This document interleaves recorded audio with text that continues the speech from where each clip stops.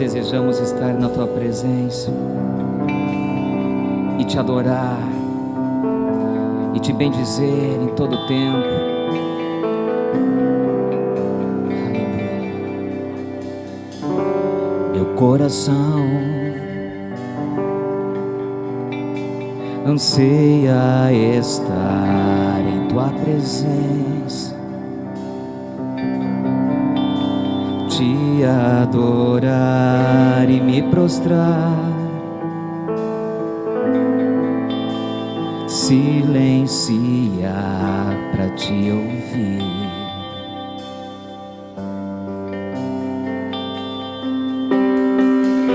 Jesus, me leva na direção do avivamento prometido em Tua palavra, que me sustenta e me põe de pé para Te servir. No derramar das águas quero me encontrar contigo e então me jogar em Teus braços, sentir o Teu respirar, a me transformar no derramar das águas. A Tua presença me envolve, pois na plenitude do Teu ser, aleluia, eu vivo a Tua unção, o Teu querer santifica-me.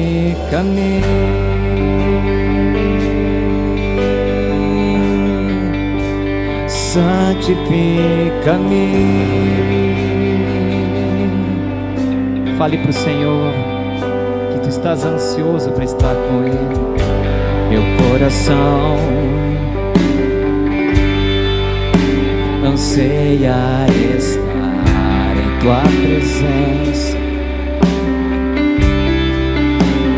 Te adorar e me prostrar, silenciar para Te ouvir.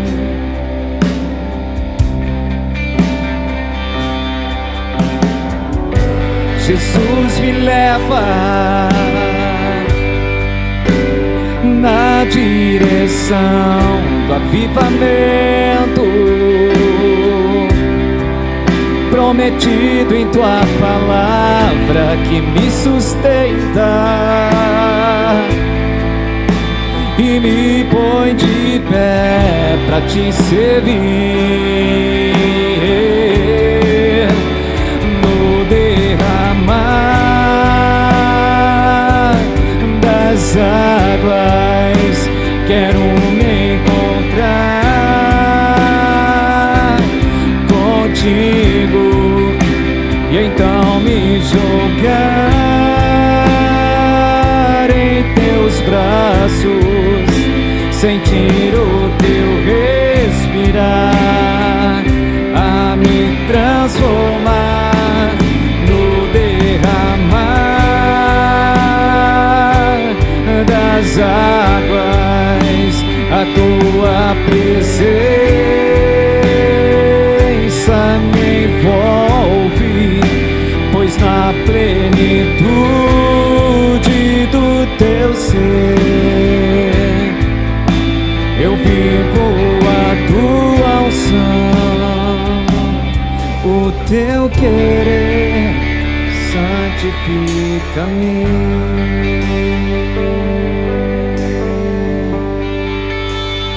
Santifica-me. Nós temos essa certeza, Senhor, que só na Tua presença Nós somos santificados, Pai.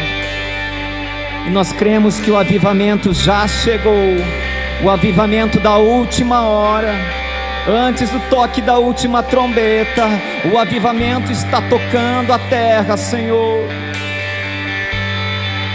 E todos aqueles que estiverem sensíveis, com o coração voltado ao teu altar, ao teu trono, vão viver o sobrenatural do Senhor.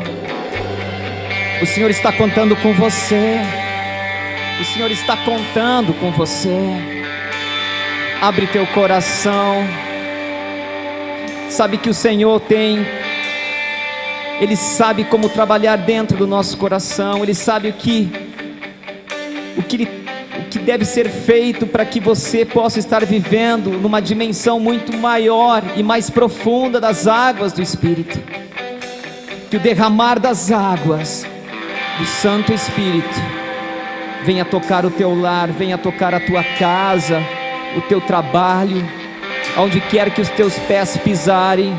Nós declaramos e profetizamos que o derramar das águas do Espírito Santo venha transformar a tua vida, e você, sendo um canal nas mãos do Senhor, tu vai ser um instrumento para transformar gerações, levando a luz do Senhor Jesus. Você crê nisso?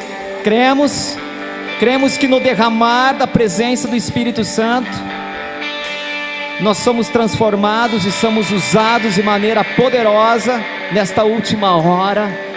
Aleluia. Oh Jesus, no derramar, diga, das águas, quero me encontrar contigo, e então me jogar em teus braços, sentir o teu respirar, a me transformar no derramar das águas. A tua presença me envolve, pois na plenitude do teu ser eu vivo a tua unção, o teu querer santifica-me.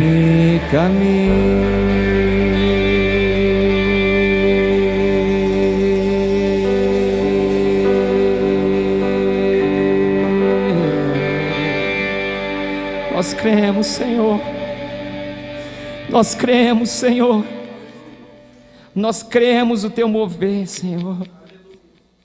Nós cremos, Senhor. Boa noite a todos. Graça e paz. É um privilégio estar novamente entrando nos vossos lares e compartilhando com vocês a palavra do Senhor. Amém? Eu sou o pastor Rui Rebelo, para aqueles que não me conhecem, e saúdo a todos com a paz de Jesus. Vamos lá então.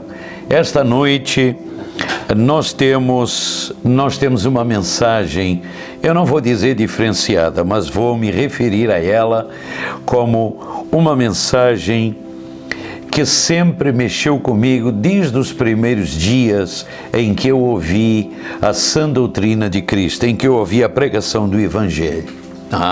E eu estava revendo na minha meditação diária o livro de Atos dos Apóstolos e percebi quão maravilhoso é a palavra de Deus de há 2000 anos para cá. Não que antes disso ela também não fosse maravilhosa, mas conforme nós vamos retrocedendo nas eras para trás, algumas coisas já não são tão referenciais quanto é de há 2000 anos para cá.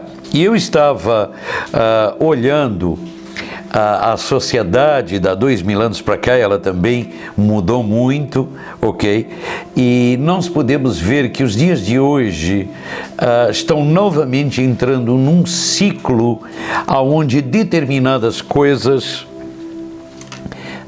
simplesmente não estão andando. Parece que elas não se evidenciam numa velocidade como nós estávamos acostumados. Temos uma sensação de que realmente o tempo está sendo abreviado.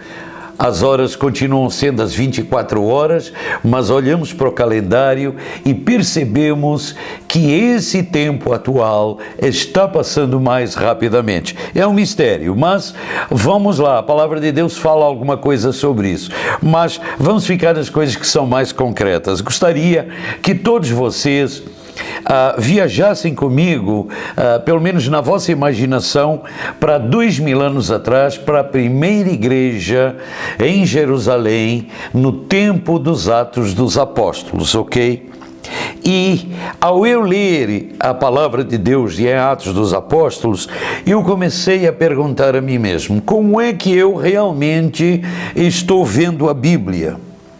A Bíblia Sagrada, na realidade, são como páginas e essas páginas estão todas de frente a uma janela de treliça, vamos chamar assim. Eu imagino o Senhor Jesus em pé atrás dessa treliça. Imagino Ele olhando para nós enquanto nós estamos lendo a palavra. E se nós olharmos de perto e olharmos um pouco mais atentamente para a sua palavra, é como ver os seus olhos entre as linhas que estamos lendo na Bíblia Sagrada.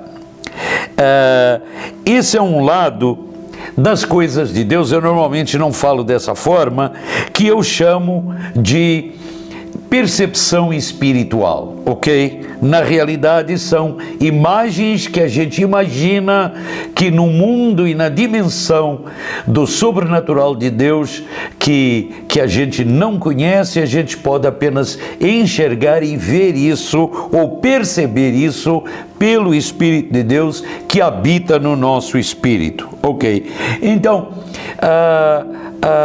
com essa rápida introdução, eu gostaria de trazer a todos vocês uma atenção excelente, uma atenção especial para este relato, de uma certa forma evangelístico, de como nós temos que enxergar a palavra de Deus. Eu intitulei este tema como tema Homens Comuns, mas com uma mensagem extraordinária. Assim foram os apóstolos da primeira igreja em Jerusalém e arredores, após a ascensão do Senhor Jesus aos céus. Amém?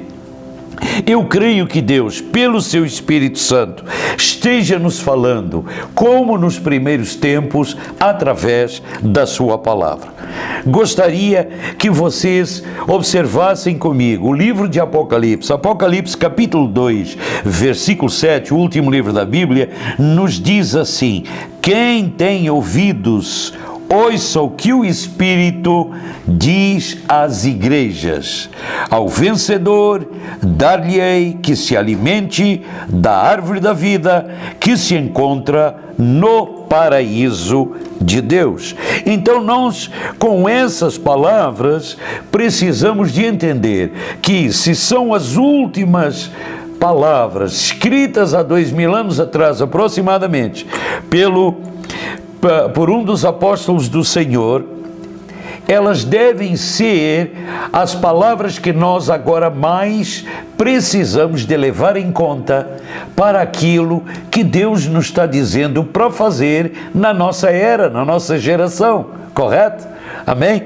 Então, o Evangelho, que são as boas notícias na igreja, precisa ser entendido com a ótica que eu vou colocar todos vocês a me acompanharem na minha visão de como era a primeira igreja e o que aconteceu realmente lá atrás. E com isso, fazer algumas comparações com aquilo que nós estamos passando hoje.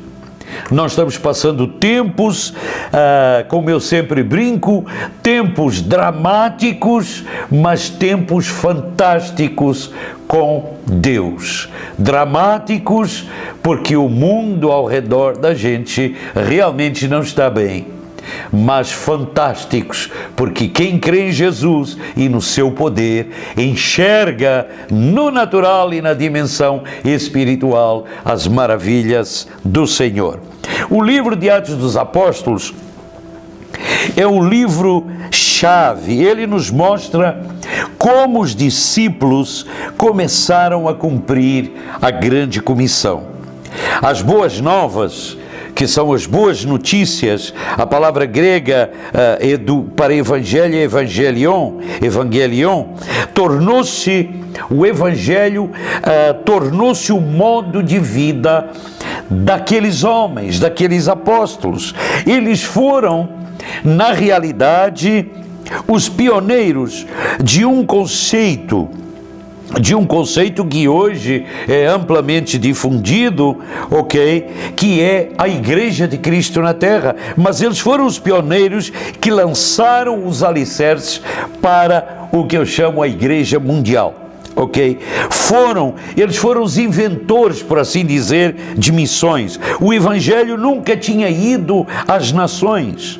As pessoas tinham deuses, tinham ídolos, mais por obrigação do que afeição a eles. Muita gente era religiosa dentro dessa rotina religiosa, porque assim regia a tradição entre eles. E se nós olharmos para Atos dos Apóstolos, a partir do capítulo 1, capítulo 2, nós vemos que todos eles eram homens comuns. E esses homens comuns, 12 deles são escolhidos pelo próprio Senhor Jesus, e eu quero que você agora preste atenção. Lá em Lucas capítulo 6, versículo 12, nós vemos como é que isso aconteceu.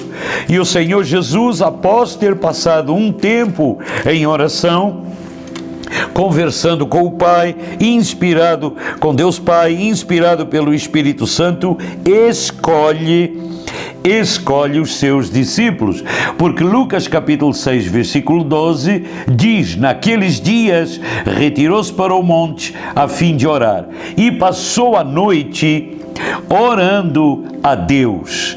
E quando amanheceu, chamou a si os seus discípulos e escolheu 12 dentre eles, aos quais deu também o nome de apóstolos. Louvado seja o nome do Senhor. Assim começou tudo, ainda no tempo de Cristo, do Filho de Deus ter encarnado e não ter terminado o seu mandato, a sua missão aqui na terra. Ele escolhe esses 12 discípulos. Então, você está comigo? Então, continue agora acompanhando rapidamente algumas coisas que eu vou trazer a vocês. Eles eram simples camponeses ou pescadores inexperientes para tal missão que estava vindo sobre eles. Jesus não lhes disse tudo de imediato, mas eu quero que você comece, quem nos assiste, por favor, meus queridos amigos e irmãos na fé, comecem a perceber como tudo começou há mais de 2000 anos atrás, quando Jesus veio a esta terra e comissionou 12 pessoas. O Senhor Jesus começou a evangelizar, a andar por aquelas regiões, e ele fazia 3 coisas. Ele ensinava, ele pregava as boas novas do reino dos céus e ele curava os enfermos. 3 aspectos era praticamente a rotina de trabalho que os seus discípulos viam ele fazer. E aí as coisas avançaram, Jesus começa a lhes trazer mais e mais informações do reino, até que chega um determinado momento em que ele dá as últimas instruções, 3 anos e meio aproximadamente depois dele ter feito isso, de ter andado com eles no jardim do Getsemane e nos arredores. Ele começa a dar as últimas instruções acerca do que ia acontecer e como o Espírito Santo viria sobre eles, e como é que ele se entregaria para sofrer aquela morte de cruz. Jesus, ao ser preso, por incrível que pareça, a Bíblia nos registra nos 4 evangelhos que todos eles, os discípulos, fugiram e abandonaram. e abandonaram o Senhor Jesus. Depois, aos poucos, eles começaram a se juntar. Enquanto isso, Jesus é julgado, é preso, é esbofeteado, é chicoteado, etc. E caminha para a cruz e dá a sua vida pela humanidade. E eu pergunto, aonde estava esse pessoal que tinha enxergado milagres, prodígios e maravilhas? Você já pensou por essa ótica? Onde é que eles estavam?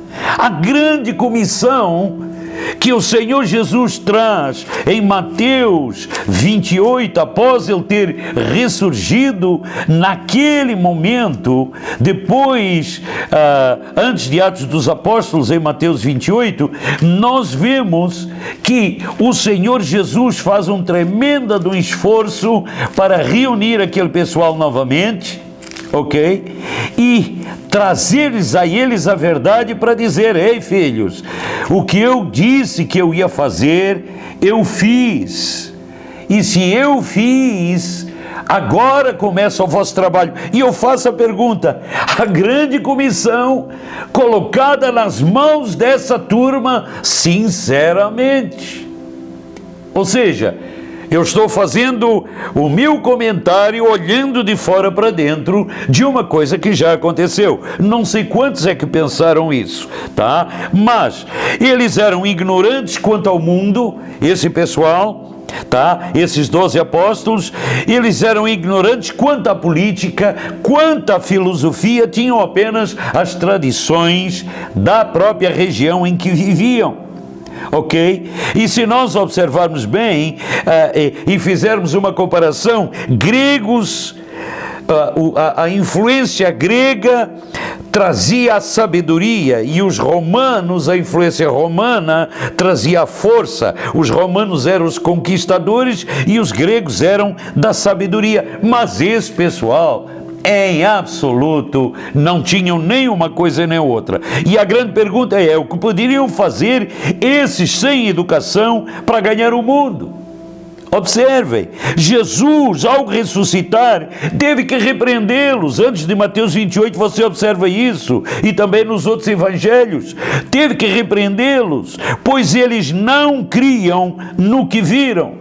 Não era só Tomé, mas grande parte deles não criam no que viram. Como fazer os outros crerem se eles mesmos não criam que Jesus tinha falecido e tinha ressuscitado ao terceiro dia e agora começava a incumbência deles? Mais tarde, eles viraram Jerusalém.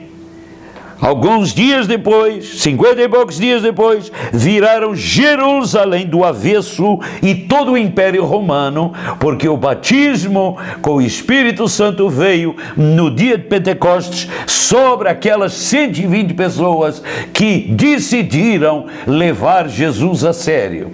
Você está me acompanhando? Você que me assiste? Ok? Então vamos levar Jesus a sério para o resto da história que eu vou trazer a vocês. A pura verdade. O que eles fizeram? Eles mudaram antigos costumes, porque eram homens agora cheios do poder do Espírito Santo. Atos dos Apóstolos, capítulo 21, versículo 22, diz isso claramente.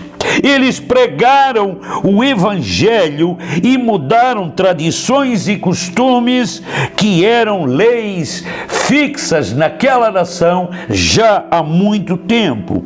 Eles mudaram o padrão de pensamento daquele tempo. Jesus passava a ser agora o seu reino no coração daqueles homens e daquelas mulheres. Tudo isso por quê?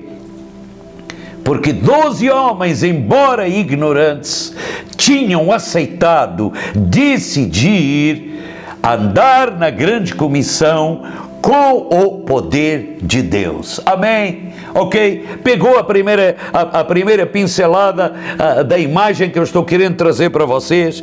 Para mudar o mundo, observem bem, para se mudar o ambiente que a gente está, nós temos que ser diferentes do mundo atual, daquilo que nos rodeia. Isso é um desafio, claro, mas se eles não creem, nós não podemos nos ajustar. Se os outros não creem, nós não podemos nos ajustar à incredulidade dos demais. Assim é também para a nossa sociedade de hoje. ok? O tempo do Espírito Santo, na realidade, é um tempo ainda que nós estamos vivendo na Terra. E é isso também a outra imagem, o outro quadro que eu gostaria que vocês entendessem. Os primeiros discípulos utilizaram armas como armas que nunca tinham sido vistas. 2 Coríntios capítulo 10, versículos 13 e 4, lá o apóstolo Paulo escreve para os coríntios dizendo: porque as armas da nossa luta não são carnais, mas são poderosas em Deus para destruir fortalezas do inimigo, ok? Então, e por aí vai. Cristo, o amado Jesus, então trouxe aqueles 12 homens que passaram adiante para aquela nação, naqueles primeiros anos, naquela primeira igreja de Jerusalém, uma mudança espiritual. E qual era essa mudança espiritual? Eles falavam acerca do reino dos céus, eles expulsavam demônios, eles curavam os doentes, e eles falavam acerca de que o que eles faziam pelo poder do Espírito Santo de Deus. Hoje nós fazemos exatamente a mesma coisa, se assim crermos e aceitarmos que assim seja. Amém, irmãos? Ok? Então, a era do Espírito Santo há 2000 anos atrás tinha chegado ao mundo. Surge uma nova forma de vida disponível para todos. É o que eu chamo a vida de ressurreição. Eles tinham o segredo dessa nova vida, que era vivida no poder do Espírito Santo. Pedro e João agora, cheios do Espírito, Atos dos Apóstolos capítulo 3, versículo 6, eles curam um aleijado lá no Templo Formosa, na porta do templo, e dizem para ele: nem prata nem ouro eu tenho, mas o que eu tenho, isso te dou. Olha bem para mim, em nome de Jesus, levanta-te e anda, toma a tua cama e começa a andar e a viver a tua vida. E aquele homem é instantaneamente curado. O apóstolo Paulo, mais tarde, ok, os anos vão passando, os milagres começam a acontecer, há uma série de etapas aqui que eu não vou poder contar, porque nós não temos tempo hábil para isso, mas nós vemos que todos eles afirmavam: Jesus tinha prometido que faríamos mais que curas, e maior delas, que nós seríamos testemunhas dele. Paulo, o apóstolo Paulo, começa a testemunhar isto, e ele, depois lá de Atos capítulo 9, tem um encontro pessoal com o Senhor Jesus. Literalmente ele cai do cavalo e ele se converte ao Evangelho. Bom, continuando, observem o seguinte: os apóstolos agora, quando pregavam, eles o faziam em poder, eles eram cheios do Espírito Santo em qualquer coisa que eles faziam. Eles oravam, eles andavam alegres, eles pregavam com poder, eles curavam as pessoas, libertavam as pessoas daqueles demônios e anunciavam as boas novas do reino. Eram novas criaturas em Cristo. Por isso que Paulo escreve numa das suas cartas àquele pessoal de Corinto, e ele escreve em 2 Coríntios 5,17: assim, se alguém está em Cristo, nova criatura é, as coisas velhas já passaram, eis que tudo se fez novo. Hoje, observem essa comparação que eu vou fazer. Cada um de nós continua com todo o poder de Deus que os apóstolos tinham, porque vivemos e ainda estamos debaixo de um tempo da graça, favor imerecido de Deus, porque Jesus pagou um preço, um doloroso preço, para que nós tivéssemos vida, para que nós tivéssemos saúde, para que nós fôssemos prósperos de uma maneira ampla, e para que nós pudéssemos influenciar os outros com as boas novas do reino. E ao anunciar isso, tem alguém doente, ora do mesmo jeito que os discípulos, que depois ficaram os apóstolos, com que a primeira igreja também orava. O poder de Deus é o mesmo. Ele não foi embora, não saiu da face da terra. Ele ainda está agindo sobre milhões e milhões de pessoas aqui assim, que decidiram ser suas testemunhas nos dias de hoje. Ok? A promessa é para todos os que estão longe. Essa promessa chegou até nós hoje. E alguém pode perguntar: por que testemunhar? Por que testemunhamos isso? Porque Jesus disse que era para fazer assim. Os apóstolos fizeram isso em obediência, quando finalmente eles ficaram convencidos de que o que Jesus estava ensinando acerca do reino era verdade, desde a primeira informação até a última, antes dele ascender aos céus. Eles então decidiram: nós vamos cumprir a nossa missão. E então Deus começou a operar. Ele chegou a um determinado momento, o Senhor Jesus, eu lembro em João capítulo 15, versículo 5, onde ele dizia: façam isto e façam aquilo, sem mim nada podeis fazer, se não fizerdes conforme eu vos dou e vos estou instruindo. Paulo diz que em 2 Coríntios capítulo 9, versículo 15, eu vou até ser um pouquinho mais demorado, aqui assim, quero prestar sua atenção, tá? Se você está com a sua Bíblia aí, por favor, vá para 2 Coríntios capítulo 9, 2 Coríntios capítulo 9, e no versículo 15, e nós temos ali assim alguma coisa muito interessante que eu quero trazer a vocês, ok? 2 Coríntios 9, 15, graças a Deus pelo seu dom inefável. Ele dá instruções, ele fala acerca de sementeira e colheita para aquela igreja, e no final, nas instruções, ele diz: graças a Deus pelo seu dom inefável. Que dom é esse? É um dom que Deus nos dá para que cada um de nós seja sua testemunha aqui na terra, na geração em que a gente vive. Amém? Louvado seja o nome do Senhor. Nós precisamos de entender que há uma sequência certa para se levar essas boas novas do Evangelho: pregar a cruz e operar nos dons de milagres, e não necessariamente o inverso.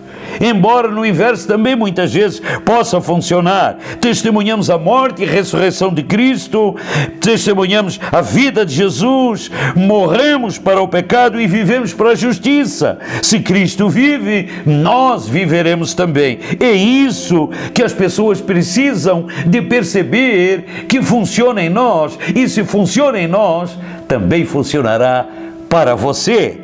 Como aprender isso? Alguém pode perguntar. As pessoas precisam do Evangelho? Precisam. E como é que tudo isso começa? Vamos lá, agora eu vou ser um pouquinho mais demorado, ok? Mas não tanto a ponto de que você não consiga me acompanhar. Atos capítulo 10, dos versículos 1, depois você, com calma, me promete que você vai ler a história do centurião Cornélio, desde o versículo 1 até o versículo 48. Eu vou ler apenas algumas partes. O centurião Cornélio vivia em Cesareia, da corte italiana. Ele era um homem temente a Deus. Ou seja, quando você lê essas partes aí, você vê, bom, era um cara religioso. Embora romano, era um cara religioso. E nós precisamos entender, aqui está começando o início da igreja de todos nós. O mundo dos gentios, o mundo não judeu, ok? Ele foi o primeiro europeu, tá? 2 homens, observem isto, 2 homens, eu não quero ser tão demorado, porque se eu lesse pelos textos, desde o versículo 1 ao versículo 48, vocês entenderiam. Então vou resumir, mas seria um pouco mais demorado. Eu vou resumir um pouquinho aquilo que estou lendo. 2 homens têm uma visão. Cornélio vê um anjo em Cesareia e Pedro vê outro em Jope. ele vê um lençol com animais, etc. Cornélio, Cornélio tem a informação que depois passa para Pedro de que alguém viria ter com ele. Por quê? Porque Deus estava usando os seus seres celestiais para que Cornélio fosse o primeiro dos primeiros dos gentios, o primeiro europeu a receber as boas novas do reino fora da Judeia. E nós vemos que Cornélio orava, dava ofertas a Deus. Cornélio era um homem religioso com toda a sua família. O texto especifica mesmo, nos dá detalhes de que isso acontecia, ele com a sua família. Portanto, o que ele estava agora falando com Deus? Ele precisava do Evangelho. Precisava dessas boas novas, alguém tinha que passar isso para ele. Todo mundo, meus amados, todo tipo de pessoa, mais cedo ou mais tarde, precisa de ouvir as boas novas do reino dos céus. Hoje eu observo à nossa volta um mar de ignorância espiritual que nos cerca. A palavra diz em 1 Coríntios capítulo 8, versículo 1, que todos nós precisamos aprender acerca da luz de Deus e do Evangelho. Todos.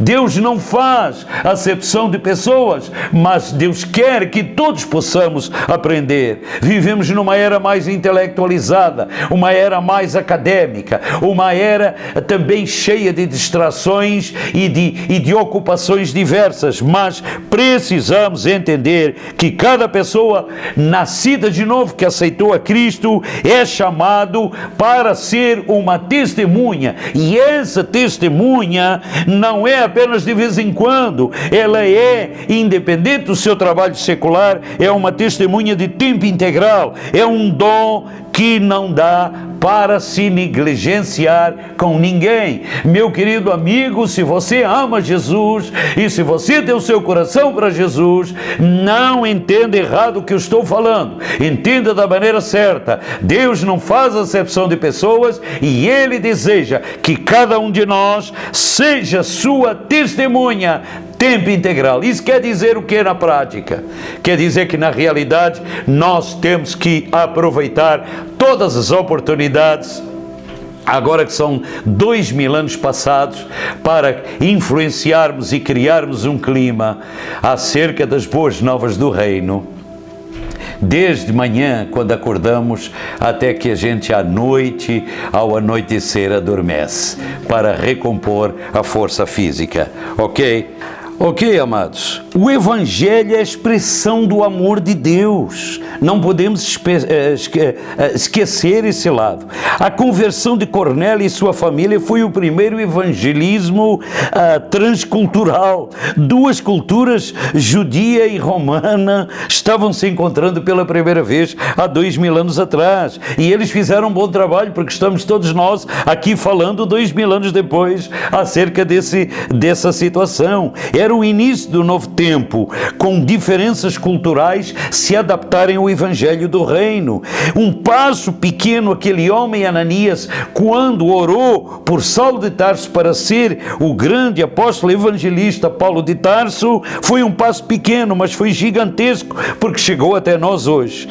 Hudson Taylor, nos anos 1832, por ali, mais ou menos, ele decidiu levar o Evangelho para a China, evangelizou a China, e ao chegar lá, ele encontrou outros missionários vestidos com vestimentas europeias, e automaticamente ele os censurou, porque na realidade o que tinha que haver para influenciar aquele povo naquela distância, tu tinha que estar trajado da mesma forma para eles te escutarem. E Hudson Taylor começou então a usar vestimentas comidas e roupas locais, vestimentas chinesas. O exemplo do apóstolo Paulo em 1 Coríntios capítulo 9, versículos 20 a 22, diz claramente que ele se fazia grego para evangelizar os gregos, se fazia leigo para falar para com os leigos e se fazia intelectual se ele tivesse de frente de intelectuais. A mensagem é toda sobre Jesus. Quando você olha em Atos dos Apóstolos, versículo 10, capítulo 10, versículo 38, como Deus ungiu a Jesus de Nazaré com o Espírito Santo e com poder, o qual andou por toda a parte, fazendo bem e curando a todos os oprimidos do diabo, porque Deus era com ele, era o lema sempre da mensagem de Pedro e dos discípulos. Então, meus amados, eu não gosto de censurar seja o que for qual a religião, mas a questão é o seguinte: precisamos levar para as pessoas que nem diz o Salmo 34:8, provem que Jesus é bom. Provem que Jesus é bom. Se quer ser religioso, seja, mas prove o que são as boas novas do Evangelho do Reino, que é Jesus Cristo, o Rei desse reino. Apresente a verdade, fique colado ao livro de Atos dos Apóstolos. O sermão de Pedro a Cornélio realmente usava de 3 formas simples de essa verdade chegar até aquele romano. Uma, ele falava de que havia unção de Deus e poder de Deus para curar no nome de Jesus. Ele falou acerca da crucificação de Cristo, levando sobre aquela cruz todos os nossos pecados. E ele falou acerca de que ao 3º dia, conforme ele tinha dito, ele ressuscitaria. Ok, para quê? Para que nós tivéssemos vida e vida com abundância. Ele diz isso lá em Atos dos Apóstolos, no capítulo 10, versículos 43. Dele todos os profetas dão testemunho de que por meio do seu nome todo aquele que nele crê recebe remissão de pecados. É isso que temos que anunciar. Amados, vamos concluir rapidamente, porque é importante que todos vocês possam entender. Espero que eu tenha passado para vocês o entusiasmo do que é passar essas boas novas ainda nos dias de hoje, para quem ainda não conhece. Em primeiro lugar, nós temos que passar para os outros aquilo que nós estamos conhecendo pessoalmente de Jesus. Então eu sempre digo, conheça-o pessoalmente primeiro. Em segundo lugar, apresente aos outros o que você está conhecendo com as Escrituras e com as palavras da sua boca, crendo que o que está escrito não é apenas letrinha pintada com tinta num papel branco. E em terceiro lugar, fale que a palavra de Deus é totalmente contra o pecado e encara todo e qualquer pecado para ser erradicado. Busque santidade, busque sabedoria para ganhar cada pessoa perdida, e os sinais e maravilhas vão se seguir com certeza. Amados, por último eu termino dizendo o seguinte, que o Evangelho vai mudar nosso coração. O Evangelho da paz, o Evangelho da cruz muda nosso coração. Ele não é um poder de pensamento positivo, não é um encorajamento para nós agirmos como filhos de Deus e os demais não é tudo mentalidade ou suposição mental, não é subjetivo, mas é objetivo, não é uma adaptação psicológica, mas é um milagre divino, não é um evangelho de autoajuda, mas é o evangelho das boas notícias para atender a todos os desamparados. Vamos ficar por aqui e até ao nosso momento do debate. Até já!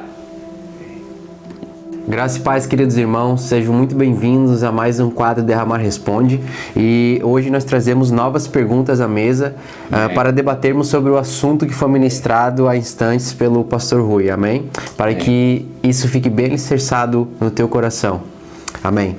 E eu vou iniciar o debate de hoje com a seguinte pergunta, eu pergunto para o pastor Adraci, e a minha pergunta é essa: Dizer estou me esforçando para ser um bom cristão é o suficiente? Para Deus é realmente isso que conta? O que a palavra diz sobre isso? Amém. É simples e ao mesmo tempo é complexo. É uma coisa que... Mas eu vou tentar responder da melhor maneira possível. O que conta não é esforçar-se, e sim confiar. Né? Ok. Quando uma pessoa está se afogando, por exemplo, ela se esforça o máximo possível, né, para sobreviver. Mas assim mesmo, ela vai continuar se afogando. Certo? Porém, se alguém vier salvá-lo e ele confiar nessa pessoa, ele vai ser salvo. Simples, né? Sim, ok. Bom, nosso Salvador é Cristo. Ok. Amém? No Antigo Testamento, Isaías 12:2 diz assim: Eis que Deus é minha salvação, confiarei e não temerei, porque o Senhor Deus é a minha força e o meu cântico, e Ele se tornou a minha salvação. Continuando, irmão, para ficar mais claro, no Novo Testamento diz assim, em Efésios 2:8-9 diz: Porque pela graça sois salvo, mediante a fé. E isto não vem de vós, é dom de Deus. Ok. Né? E não há obra alguma na nossa vida e na vida de ninguém que possa realizar em benefício de si mesmo. Algo que possa substituir o que Jesus realizar com você, por nós na cruz. Tudo que Ele fez por nós na cruz, ninguém pode substituir. Somente Cristo pode tornar você justo. Somente Cristo pode nos justificar. É verdade. Né? Em Tiago 2:10 diz assim: Pois qualquer que guarda toda a lei, mas tropeça em um só ponto, se torna culpado de todos. Espero que eu tenha conseguido responder, pelo menos... Em outras palavras, não tem nada a ver com o esforço próprio, o esforço de ninguém. É um dom. É pela graça, É é pela pelo graça. sacrifício perfeito do Senhor Jesus na cruz, Senhor pela Jesus. fé, né? Pela fé. Amém. E pela fé precisamos de crer nisso e aceitar. Amém. É verdade? E em cima disso aí, já que a gente tem, para dar uma continuidade nesse assunto e esclarecer a todos, eu vou perguntar para o pastor Rui algo que eu acho muito difícil da gente responder com poucas palavras, porque é complexo. É né? verdade. O que é pecado? Ok, meu Deus. Certamente, ok, merece uma resposta digna, porque hoje em dia muita gente simplifica e confunde demais o que é pecado. Ok, vamos começar. Eu tenho aqui 3, 4 formas de responder o que é pecado. Ok, por que eu preciso de definir assim? Pelo seguinte aspecto, tá? Aquilo que Deus tem ensinado para o homem precisa ser claramente entendido pelo homem.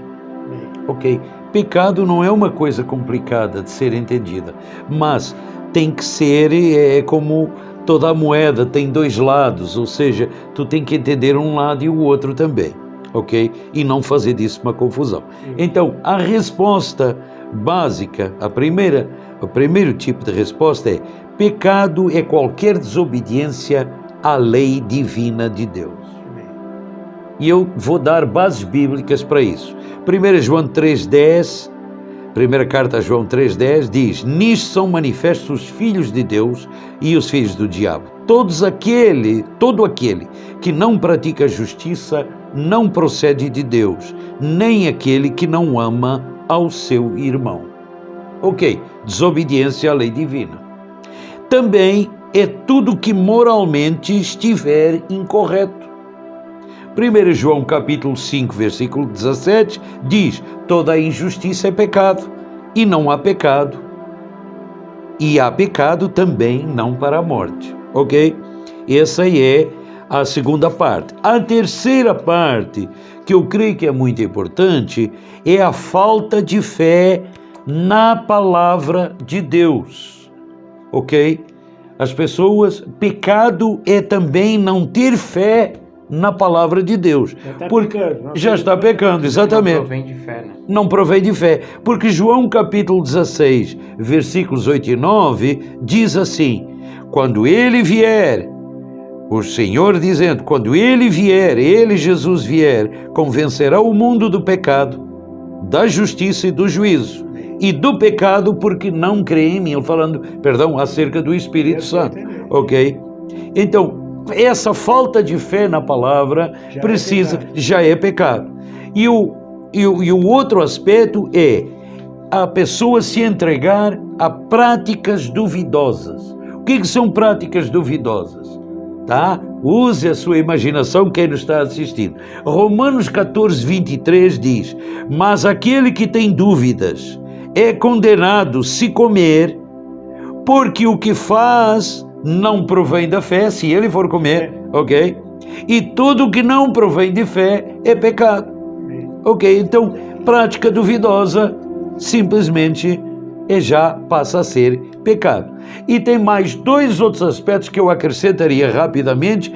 Um deles é não reconhecer-se como pecador. A pessoa não se reconhece como pecador, porque Romanos 3, 23 diz: todos pecaram e carecem da glória de Deus, e também é não cumprir com o seu dever aqui na terra, ok? Com o seu aspecto moral e cívico. Tiago 4,17 diz assim: portanto, todo aquele que sabe que deve fazer o bem e não o faz, nisto está pecando, ok? Espero que para quem nos assiste isso possa ser esclarecedor. Ok?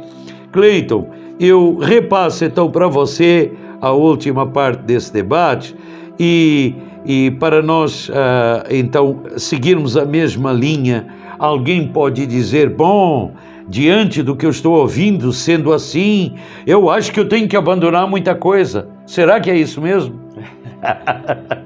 As pessoas, na verdade, são rápidas em levar sempre a esse lado, né?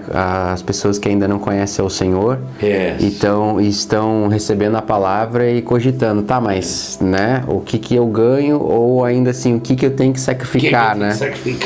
E a verdade, essa resposta a gente pode trazer em vários aspectos, né? Mas eu gostaria de focar em alguns. O primeiro deles é o seguinte: eu gostaria de começar com Marcos 8, no versículo 36 a 37, que diz: que aproveita o homem ganhar o mundo inteiro e perder a sua alma. O que daria um homem em troca da sua alma?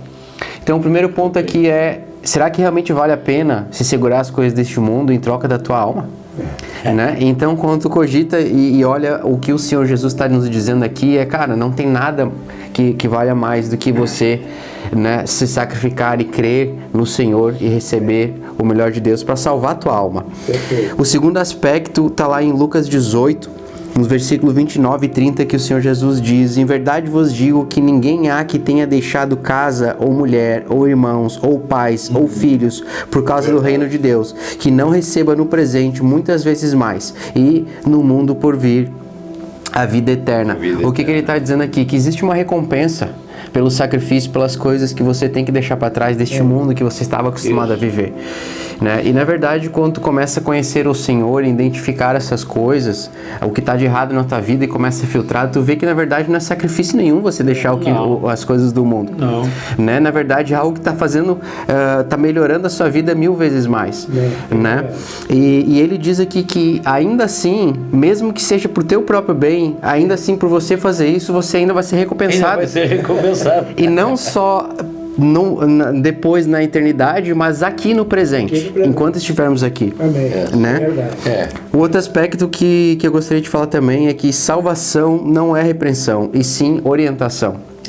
Né? Esse eu complemento com Salmos 16:11, que diz: tu me farás ver os caminhos da vida, na tua presença há plenitude de alegria, e na tua destra delícias perpetuamente. Amém. Ou seja, o Senhor nunca vai nos obrigar a nada, né? Mas quando nós dizemos sim a Ele, né? Ele nos orienta naquilo que nós devemos fazer, no que é certo perante o Senhor.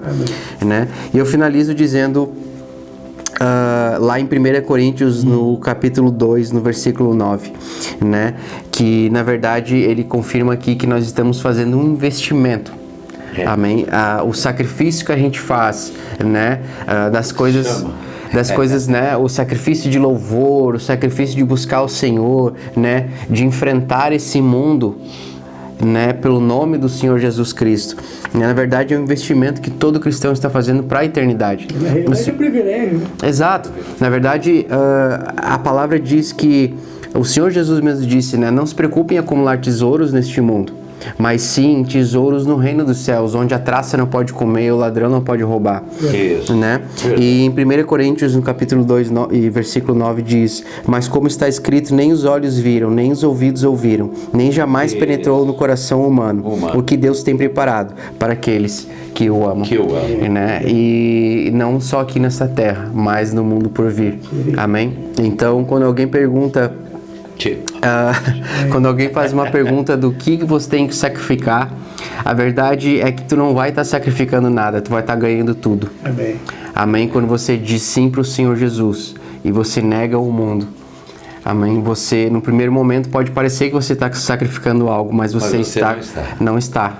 Você está salvando a sua alma e ganhando algo infinitamente melhor de qualquer coisa que esse mundo possa oferecer. É um abandono aparente para uma